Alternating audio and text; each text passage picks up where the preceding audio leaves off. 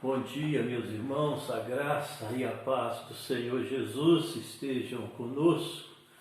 Hoje, dia do Senhor, momento da nossa escola dominical, quando temos aí procurado conhecer melhor a palavra de Deus, para que possamos viver mais próximos a Ele, melhor e de uma forma mais eficiente.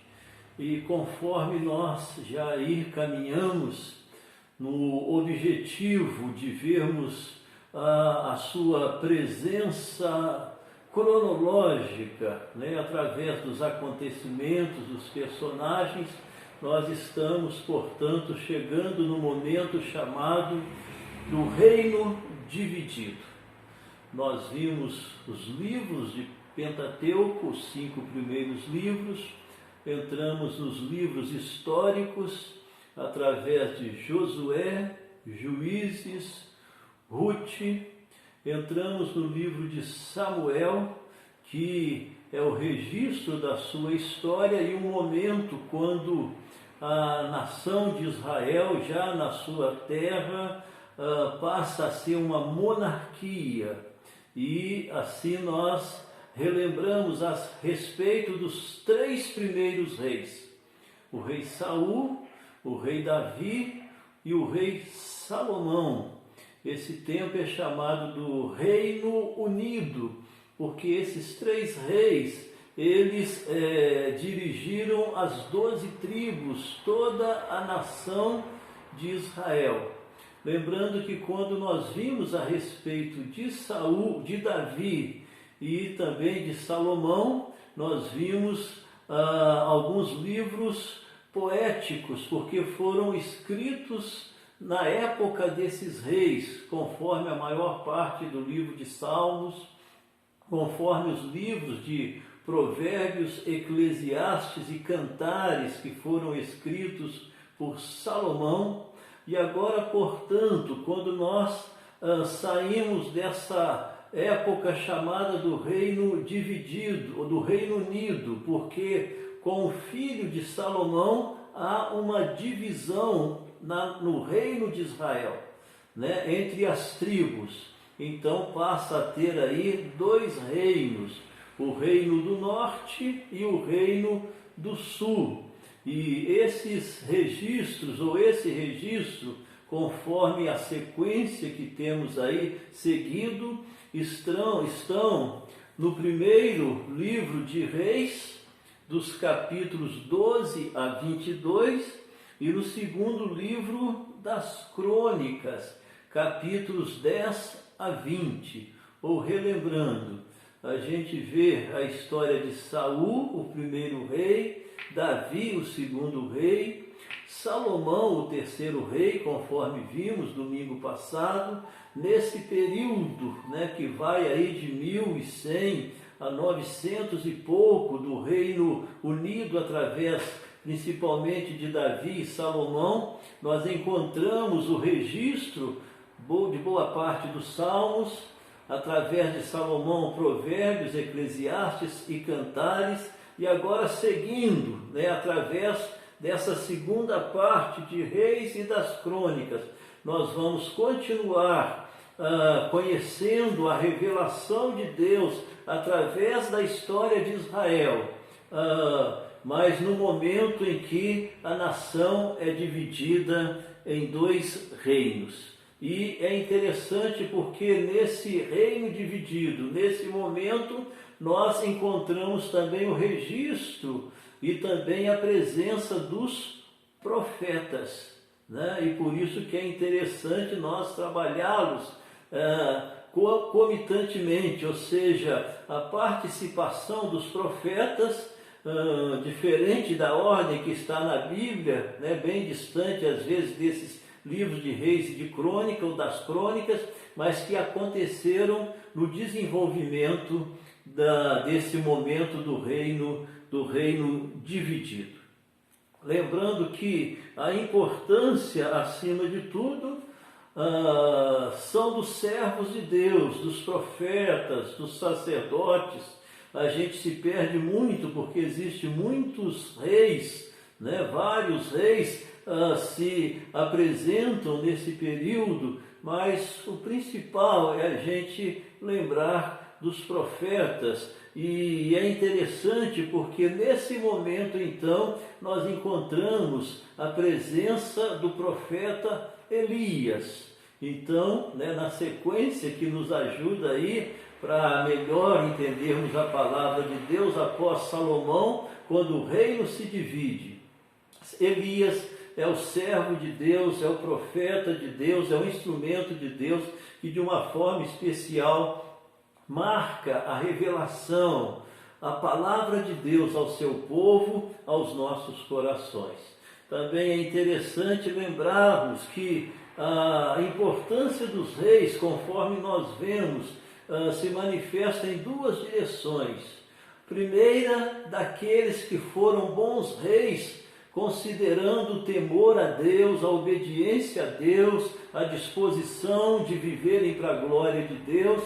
E por outro lado, em grande parte, maus reis, que foram aqueles que se envolveram em muitas coisas contrárias à vontade de Deus e que, portanto, trouxeram bastante dor e sofrimento ao povo de Deus, dirigindo esse povo de uma forma contrária, conforme a aliança de Deus com o seu povo, requerendo do mesmo obediência. Bom, a questão dessa divisão do reino, desse momento de transição, quando Salomão morre e Roboão, o seu filho, toma o trono, assume o trono, envolve uma questão política, uma questão de impostos. No desenvolvimento dessa questão, Roboão, filho de Salomão, não sabe conduzir, administrar bem, o que cria uma revolta, e diante disso, então, aparece o reino dividido.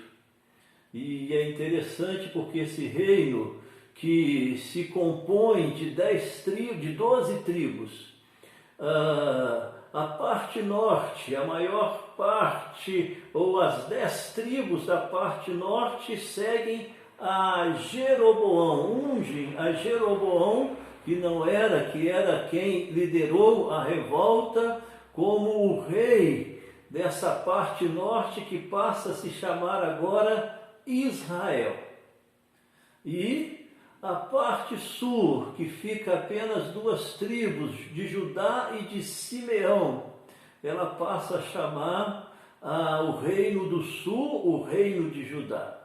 Então isso é interessante porque a partir de Salomão, quando o reino se divide, ele se desenvolve nessas 2 partes. Israel, que são as 10 tribos de Israel da parte norte, e Judá, que são as 2 tribos da parte sul. Então o reino do norte, Israel, e reino do sul, Judá.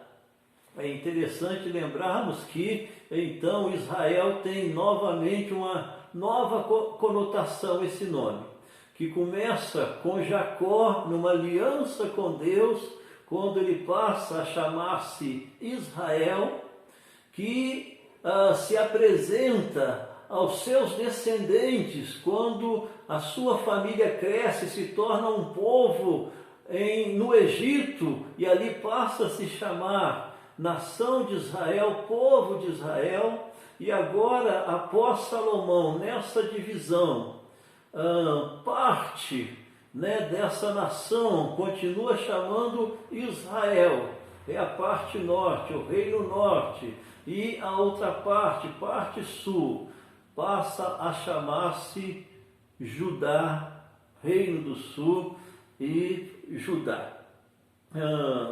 É interessante então, portanto, nós lembrarmos que a ênfase para nós estarmos aí seguindo essa sequência da palavra de Deus é lembrarmos do profeta Elias, que se apresenta nesse momento e cujo destaque, conforme a gente conhece bem, é a sua participação no reinado do norte através de Acabe, que reinou mais de 40 anos e que Elias o confrontou várias vezes devido ao seu distanciamento das coisas de Deus, principalmente deixando-se influenciar pela conhecida também Jezabel, que adorava outro deus, Baal, que trazia uma influência muito grande sobre o povo de Deus e que, portanto, tornou assim um confronto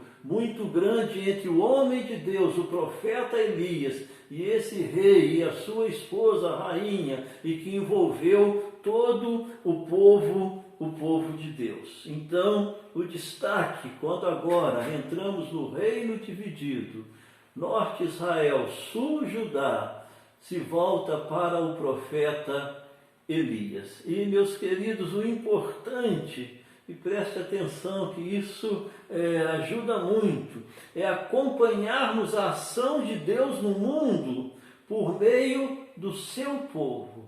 Acompanharmos a ação de Deus no mundo por meio do seu povo, da sua igreja, naquele momento de Israel.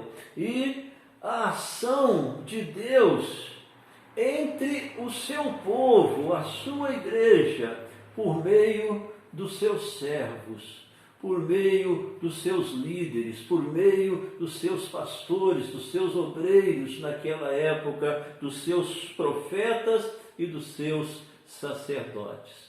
E conforme a gente pode lembrar da vida de Elias, que tanto marcou e marca o registro na palavra de Deus, podemos lembrar, conforme o capítulo de 17 do primeiro livro de Reis, que ele aparece já uma pessoa adulta, não há registro da sua infância, da sua juventude, e já envolvido com a obra de Deus, num primeiro momento, num tempo de fome, sendo sustentado de uma forma sobrenatural pelo nosso Deus.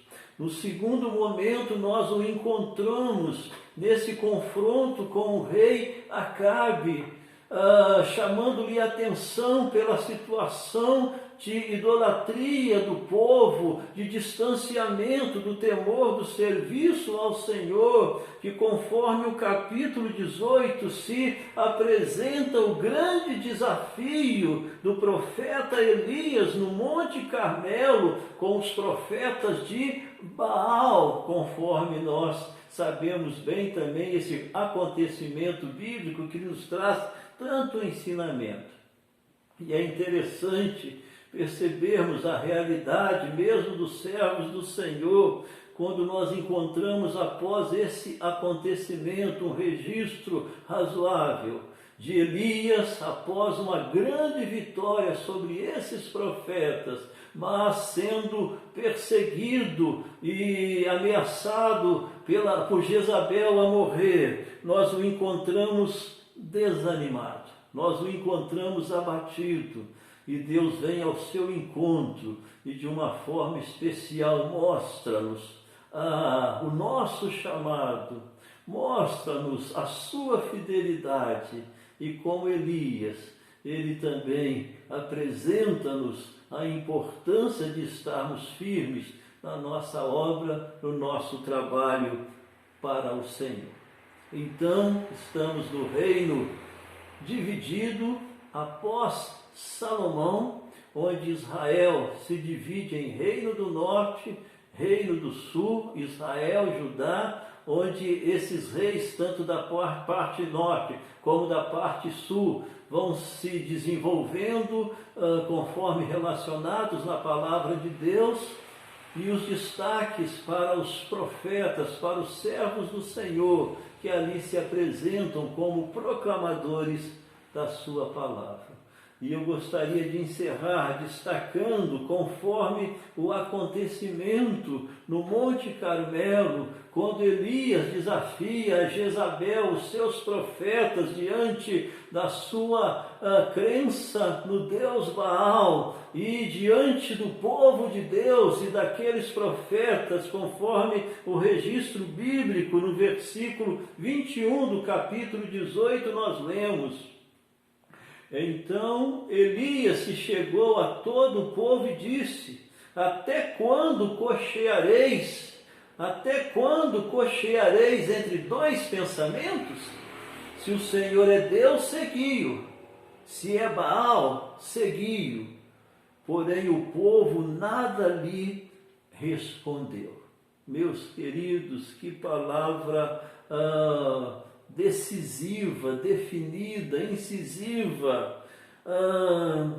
O grande desafio, nós já temos definido ao Deus que servimos, e de fato estamos definidos, estamos firmes, estamos com Ele.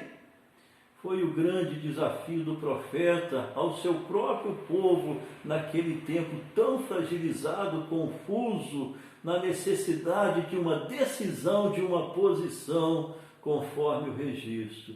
E no capítulo 19, quando após esse acontecimento de vitória, Elias tem um momento de enfraquecimento, um momento de abatimento, e reclama a Deus de se ver sozinho, e Deus, portanto, se revela a ele, convocando-o à fé, convocando-o ao serviço, e nessa ministração, nessa palavra ao seu coração, conforme o capítulo 19 de 1 Reis, versículo 18, Deus fala para Elias: também conservei em Israel 7.000, todos os joelhos que não se dobraram a Baal, e toda boca que o não beijou. Ou seja, meus queridos, Elias achava que estava sozinho, que todos tinham se desviado. E Deus fala: você está enganado, Elias. Tem 7.000 remanescentes. Tem 7.000 fiel. Tem 7.000, além de você, firme na minha adoração, no meu serviço. E esse é o grande desafio, meus queridos, mesmo nesses tempos tão difíceis, de tanta apostasia, de tanto posicionamento errado com respeito às coisas de Deus, a importância de fazermos parte do seu remanescente, daqueles que sempre vão estar firmes na sua fé em Deus, na sua salvação em Jesus, no seu testemunho da palavra do Senhor. Que Deus abençoe o seu coração, os nossos lares, a nossa igreja, e como Elias estejamos firmes e convocando a todos a firmeza, a fidelidade, a exclusividade na salvação em Cristo Jesus e a determinação de viver em obediência ao Senhor. Vamos orar. Nós te agradecemos, Senhor nosso Deus, pela Tua palavra, que se apresenta a nós através da história, a história, Senhor, desse mundo, a nossa história, através de acontecimentos, ó Deus, conforme os Teus propósitos eternos, na instrumentalidade de pessoas que se renderam ao Senhor, e foram e são instrumentos de glorificação do Teu nome e de manifestação da Tua graça e da Tua bênção neste mundo. E assim, ó Pai, rogamos-Te para que estejamos firmes na nossa fé, para que não estejamos cocheando, para que não estejamos, ó Pai, em dúvida, mas estejamos firmes, inabaláveis na nossa fé, no nosso serviço, na condução dos nossos lares, da nossa igreja, das nossas vidas, na Tua obra. principalmente na proclamação do único Senhor e Salvador, o Senhor Jesus Cristo. Recebe-nos na tua presença. Tem misericórdia, Senhor, de nós, da nossa nação, e ajuda-nos nesses tempos de pandemia a sermos encontrados sempre firmes na tua palavra, glorificando o teu nome e, ó Deus, sendo instrumentos de bênçãos àqueles que sofrem. Em nome de Jesus, para a glória do Senhor, muito agradecidos oramos. Amém. Fiquem com Deus, meus irmãos, um bom domingo. Amém.